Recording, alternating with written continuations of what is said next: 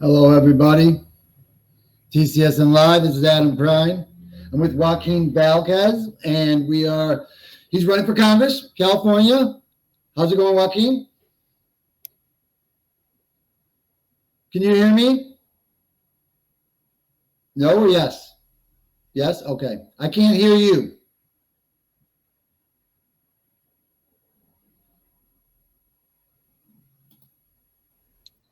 There you go. I can hear you now. Okay, there we go. How are we doing? Thank you for coming on. Tell us a little bit about your run for Congress. Yeah, so I started back in the spring to basically running to challenge Susan Davis, Representative Susan Davis here in the 53rd District of California. She's one of the corporate Democrats, moderate, running basically unopposed, almost virtually unopposed from a real challenge over almost the extension of 2 decades. She sort of fell on this seat after the redrawing of congressional lines back in the early 2000s, and she's been warming up a seat, not really pushing the needle forward, not really having that connection with the community, and not having a sense of urgency that we need right now, and that we've needed ever since. I think that anyone in a seat of influence, a seat where they can do something about a problem, needs to have that urgency to act on their feet, to think fast. And so when the zero tolerance policy came up with Donald Trump back in April of 2018, it took her about 2 months to say something about it. And there was many of us in the community that were pressing Congress, pressing her, pressing our congressional leaders to stand up. And so what we usually get is the same message of immigration is not a viable issue. We got to wait for the party leadership to say something, or we got to wait for more people to say something. So for me, that's unacceptable, right. And that's why I decided to run and run for this seat. So here we are. California has a March 3rd primary. March 3rd. In September, she decided to cancel her re-election campaign, and the seat became open, and that was opening up the floodgates for as many challengers for the seat. There's a lot of people running there right now. There's a ton of people, but the number has reduced. Yes, and you're still pulling. You could barely say you're probably the leading progressive in the race, right? That's right. Yes, right. We have myself, and then there's a couple others that are fighting for sort of progressive values, but not really trying to rattle the cage, not really trying to do something out there. They're staying in that moderate lane. We have, for example, last night we had one of the candidates who's a Marine veteran. She seems like a wonderful person, but she's also pushing for Medicare for all who want it. Things like that, where they are pandering towards the middle or perhaps to their donors.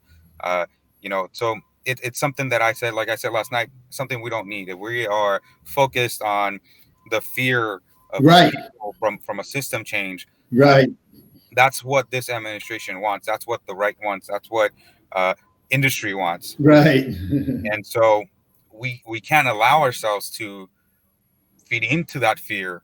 Right. We need to stand up boldly, courageously, with conviction, and say, you know what? This is 2020. It's time to go out. It's time to get out to the polls. It's time to fight boldly for progressive values. We're fighting for Medicare for all, Green New Deal, education for all, eradicating homelessness. I'm a former homeless person since I was a No, it's good to hear because it shows that you've been there. I've been homeless too. I would say because I'm a white male in America, it was probably more by choice. But I mean, I could have just done what they wanted me to do and stuff, but I just decided to be homeless. But I've experienced it. You've experienced it. You know, it's struggle, and a lot of people don't get it. They don't get it. They don't get it. For me, it was my father's deportation back in 2000, 20 years ago. He got deported.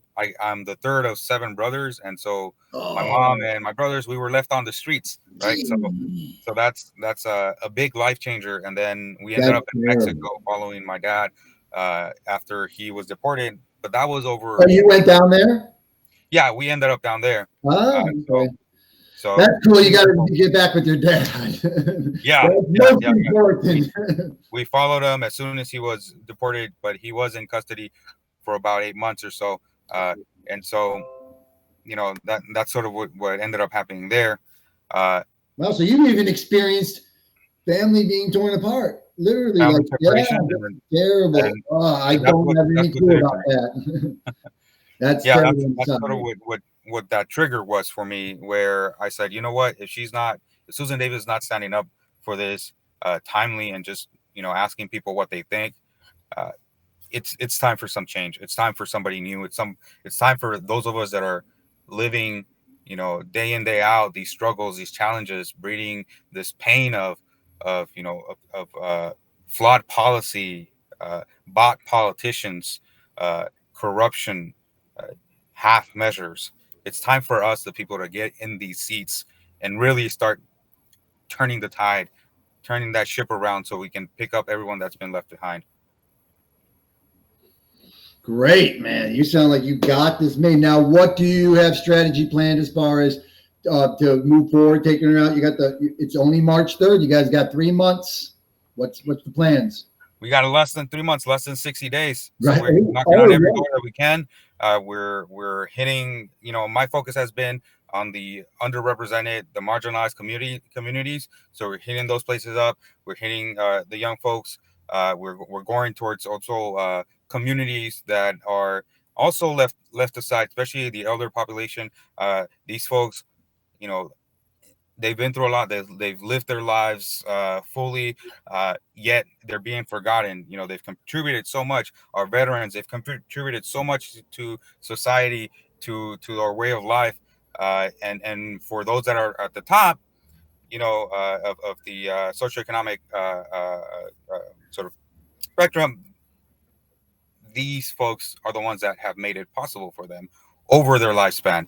So we got to be taking care of them. And the way to do that first is Medicare for all.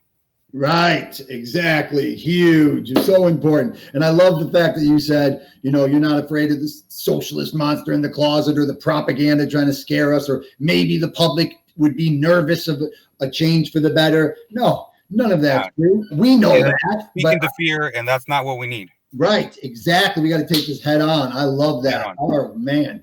You got it. You've got it made. So I'm going to throw some links up here for everybody. I'm going to tell everybody to, you know, anybody can donate to the campaign. He's got less than 2 months. I spoke wrong. Less than 2 months. So it's on the floor action, boots on the ground. You guys knocking doors like crazy? Yeah. It's getting crazy. There's a lot of folks that just jumped in. They got all kinds of money. We're running a full grassroots campaign. We have formerly unhoused people. We have retired special ed teachers. We have single parents working in our team. No one in my team has ever worked in politics. It's the people. Nice. It is the people, and this is all we're fighting for right here. That's really cool.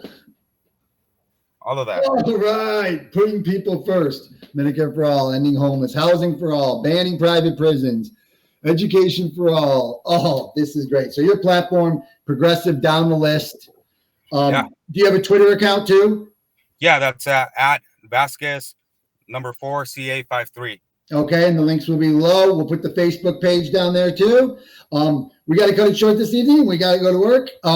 All right. Thank you very much, Joaquin, for coming on. We'll have all the Thank links. you so much, hey, Adam. I'm watching you, man. I get in there and fight. We're doing it, man. I appreciate Thank you. you. Thank Have a you. good You have day. a wonderful day. Everyone, thank you so much.